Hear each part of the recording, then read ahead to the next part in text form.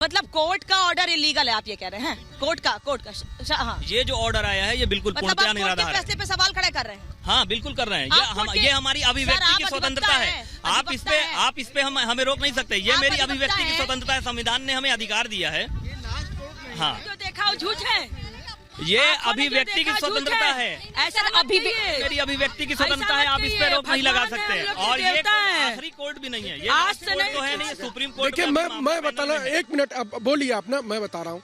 350 सालों से, हाँ, आप गंगा जमुनी तहजीब की बात करते हैं, ठीक है। हमारे भगवान को हम लोगों ने किताबों में पढ़ा था। गजनी जो है कि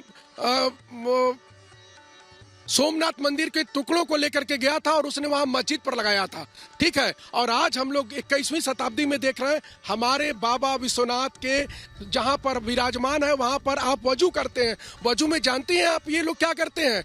कुल्ला करते हैं, पैर धोते हैं, हाथ धोते हैं। हमारे शिवलिंग को वहां छुपा करके इन लोगों ने गंगा जमुनी तहजीब की धज्जियां उड़ा दी हैं। ये तो आपको भी आज पता चला है ना? क्या उनको पहले से इनको पूरी तरह से पता था? इनको वहां पूरी तरह से पता था। जवाब ले लूं शवेश जी से। हाँ, इनको पूरी तरह से पता था। जब कोर्ट कमिश्नर ने कहा, वादिनी लोगों ने कहा कि उसको खाली कराया जाए, उसको ये लोग कल खाली कराने को तैयार नहीं रहते। बता रहे थे कि यहाँ फुआरा है, यहाँ मछलियां मर जाएंगी। अरे आप जिंदा मनुष्य मार करके खा जा रहे हैं, पता नहीं चल रहा है लोगों को। आप मछलियों के लिए सर्वे कमीशन की रिपोर्ट रोक रहे हैं। सवाल स्पष्ट रूप से आप जानते हैं। अब इसका जवाब आपको वाजिब लगता है देना कि अगर वहाँ प्रक्रिया हो रही थी उसका साथ देना जरूरी? आपका सवाल ले रहे हैं। साथ सब दे रहा है। पहली बात तो कमीशन पर जब हम लोगों ने एतराज उठाया था तो कमीशन पर एतराज यही था कि आप जिस अराजी की बात कर रहे हैं उसका डिमार्केशन बताइए। आपने अराजी बता दी, कहाँ तक अराजी है भाई? वो गंगा घाट तक है या सिर्फ मस्जिद तक है या उसमें मंदिर भी इंक्लूडेड है? इसी बात का एतराज था ना।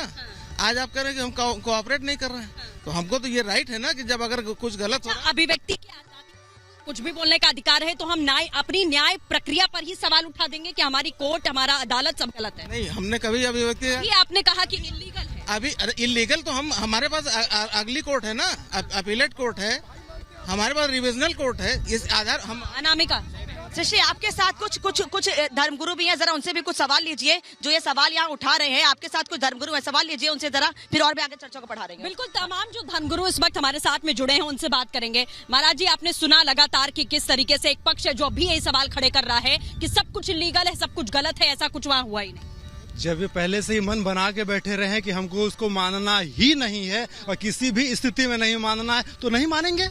वो लोअर कोर्ट हो, हायर कोर्ट हो, कुछ भी कोई भी स्थान हो, क्योंकि उन्होंने अपनी भावनाएं बना रखी हैं कि हम इस बात को नहीं मानेंगे।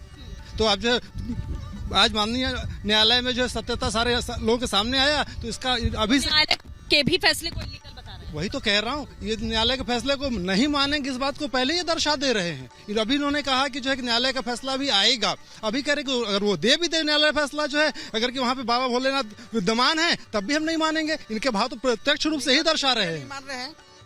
जैसे किसी माता पिता में किसी पुत्र को जन्म दिया और बड़ा हो गया और उनके सामने माता पिता खड़े हो गए, कहते ये हमारे माता पिता नहीं है, तो उनका क्या कहा जाता है? दोगला कहा जाता है, समझे? हमारा सर मैं आ रही हूँ, वापस आ रही हूँ, वापस लक्ष्मी जी कुछ